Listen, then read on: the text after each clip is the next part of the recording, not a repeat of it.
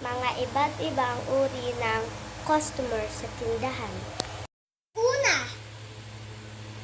yung puro utang na customer.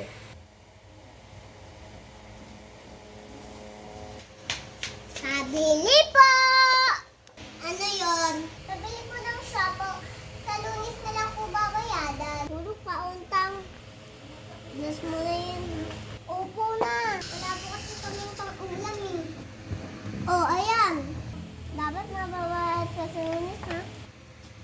Opo. Babayaan kasi. Pangalawa, yung hindi sinasabi lahat para bumili.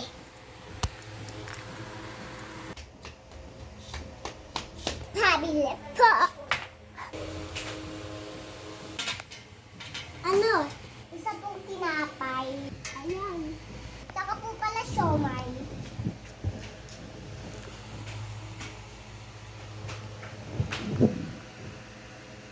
At saka po pala siopaw. Wala pa ulit-ulit. Pwede mo naman sabihin pa sabay-sabay. Ay, sorry po. Tatlo! Ito yung customer na mali yung nadalang pera. Akala niya yon, pero piso pala.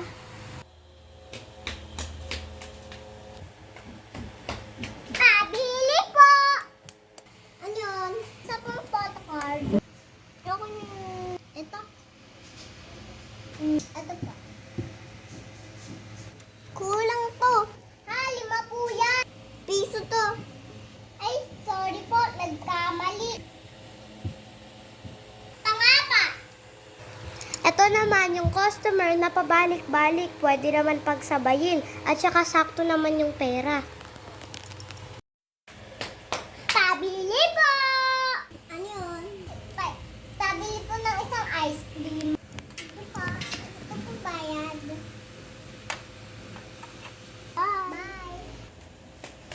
Ito pa po bayad. Bibili pa po kasi ako. Ano ba yun? Siomay po. Isa.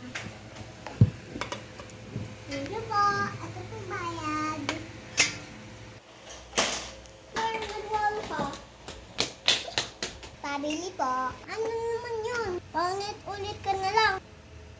Pwede mo naman pagsabi. Sorry po. Isa nga po siopaw. Ito po bayad. Bye.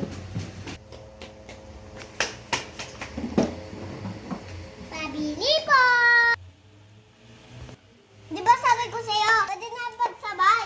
Sorry po, ito na po yung last. Panglima. Ito naman, yung hindi mapakali at hindi makahintay na customer.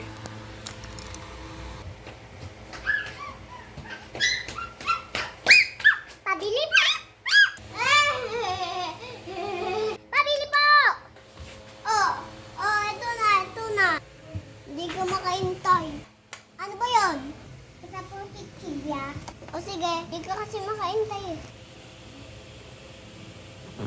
Pang-anim! Pang-anim! Ito naman yung tindera na walang pangsukli. Pabili po! Pabili po ng isang ice cream. Bye-bye. O sige.